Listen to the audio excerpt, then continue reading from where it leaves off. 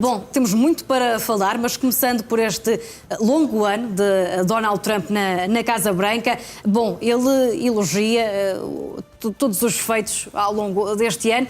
O que é que marca estes 365 dias de Trump no poder? De facto, o retorno de Donald Trump marca não só a América, mas também o mundo.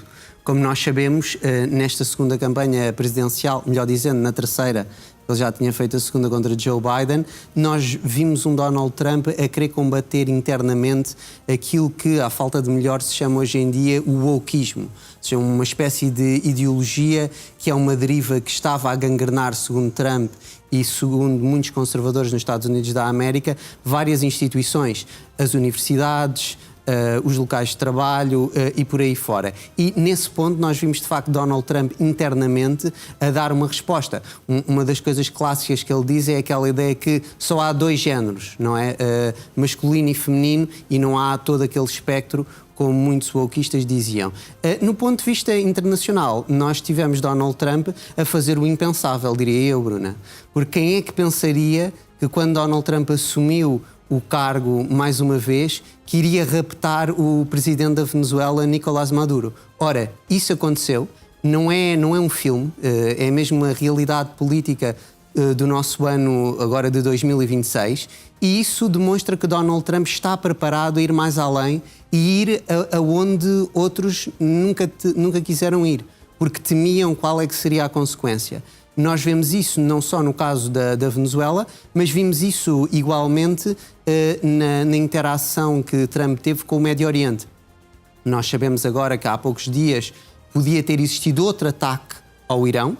Nós sabemos que no ano passado Trump atacou as infraestruturas da produção nuclear naquele país, disse que as destruiu todas, e aqui nós temos que ter sempre isto em conta. E estávamos a ouvir há pouco Donald Trump, e ele é sempre muito claro e usa várias hipérboles.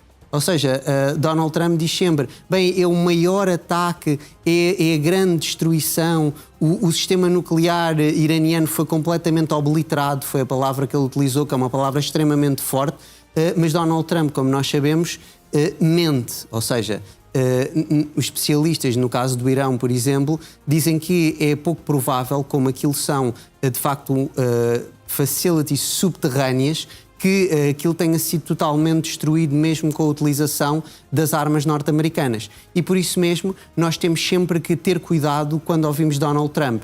Ele gosta imenso de dizer os seus feitos, e vimos-lo também com a fisicalidade, não é?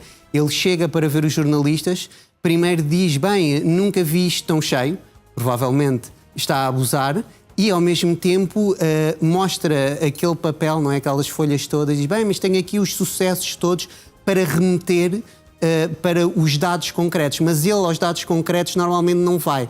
Ele gosta mais de manter um registro de neutralidade e generalidade. Porquê? Porque assim é mais fácil fazer zigue-zague entre os tópicos e escapar às perguntas difíceis dos jornalistas. E se compararmos com Obama ou até mesmo com Biden, em que áreas é que Trump foi realmente diferente? Eu creio que a área... Bem, o Obama foi alguém que criou aquele acordo internacional também com alguns parceiros europeus, tendo em conta o nuclear do Irão.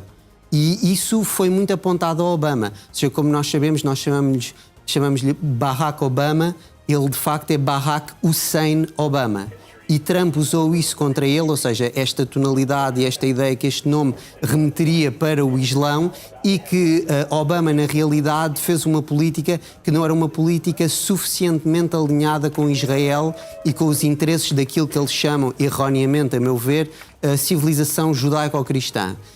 E esse ponto é muito claro, e Donald Trump, quando pela primeira vez conseguiu vencer Hillary Clinton, que seria a continuidade de Barack Obama, colocou logo em cima da mesa que o acordo era o pior acordo de sempre. Ou seja, esse tal acordo que a administração Obama conseguiu encontrar.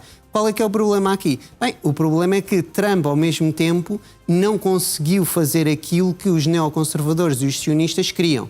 Já não agora desde 2026, mas desde 2025, que era derrubar o regime dos ayatollahs no Irão e fazer uma mudança de regime. Neste ponto aqui nós vemos já uma diferença, porque nas décadas transatas, e agora recuando mesmo até Bush, temos aquela ideia de mudança de regime, que foi o que aconteceu e abriu em alguma medida no Iraque e depois continuou, por exemplo, para a Líbia.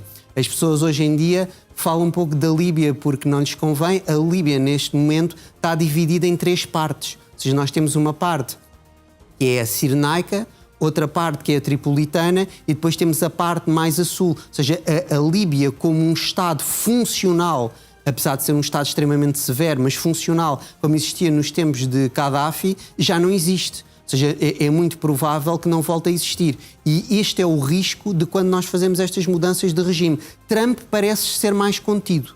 Agora, na comparação, para irmos para lá de Barack Obama, Joe Biden, nós sabemos que houve aquela saída do Afeganistão, ou seja, que causou muitos problemas. As pessoas lembram-se de uma imagem que era aquele avião norte-americano a sair e, na realidade, as pessoas estavam quase agarradas ao avião porque sabiam que os talibãs iam retornar e tinham medo das represálias. Isso foi algo que alguns analistas dizem, bem, na realidade isto deu asas a que Vladimir Putin pensasse que o dito Ocidente estaria fraco, que a liderança americana estaria fraca, e foi isso que teria, se calhar, permitido a invasão da Ucrânia em 2022. Trump, como nós sabemos, já no seu primeiro mandato, antes de Joe Biden, tinha fornecido os tais Javelins à Ucrânia, que quando a invasão começou em 2022, foi determinante para estancar os tanques russos.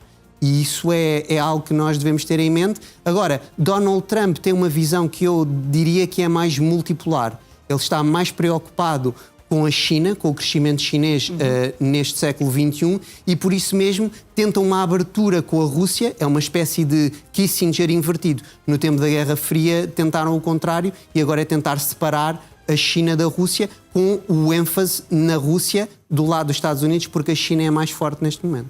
Bom, já falamos aqui do ano de Donald Trump no poder, na Casa Branca. Seguimos agora para o Fórum Económico Mundial, que está a decorrer esta semana em Davos, e aqui com novidades no que diz respeito ao enviado especial dos Estados Unidos, que esteve reunido também com o enviado russo. Falam em conversas muito positivas, como é já habitual. Estas reuniões à margem, nestes fóruns internacionais como Davos, têm peso real ou são, sobretudo, simbólicos? Eu creio que tem peso real e creio que não devemos descurar mais este encontro bilateral entre os Estados Unidos da América e a Federação Russa. E porquê que é importante, Bruna? Porque, na realidade, nós vemos que Donald Trump e a administração dele aposta na bilateralidade mais e não no multilateralismo. Ou seja, o multilateralismo tende a beneficiar um contacto com vários membros e a bilateralidade não, são 2. E porquê que é mais fácil conversar a 2? Porque, quer dizer, 2 cabeças é diferente de 10 ou de 20. Como nós sabemos, isso é um dos problemas da União Europeia, várias cabeças. Eu creio que a reunião deverá ter avançado tendo em conta o projeto e aquilo que começou no Alasca.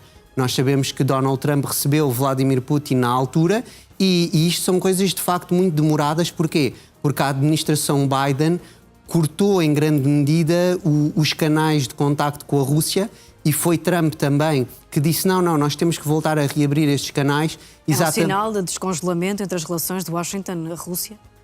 Completamente, eu diria que sim. Só que isto não quer dizer necessariamente que sejam boas notícias para a Ucrânia.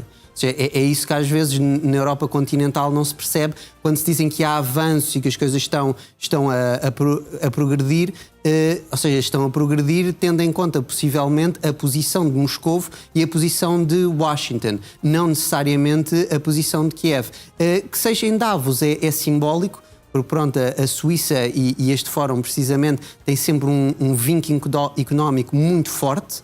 E nós sabemos que existe toda a questão dos recursos naturais na Ucrânia, que os Estados Unidos da América têm muito interesse, as grandes multinacionais e empresas norte-americanas têm muito interesse em deitar a mão a esses recursos e isso mostra também aqui um bocado a via comercial desta administração. Em alguma medida, eu creio que vamos ter que aguardar, não me parece que na realidade tenhamos algo de concreto, não deverá acontecer, mas é algo positivo. Eu creio que os Estados Unidos da América devem, de facto, falar com a Federação Russa.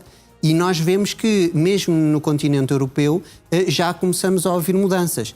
Primeiro foi Meloni, depois foi Macron e agora, recentemente, Merz também disse, bem, nós temos que abrir, de facto, um canal para falar com a Federação Russa. Até se está a especular agora se não vai existir um enviado especial para falar com Putin, como Donald Trump tem Witkoff.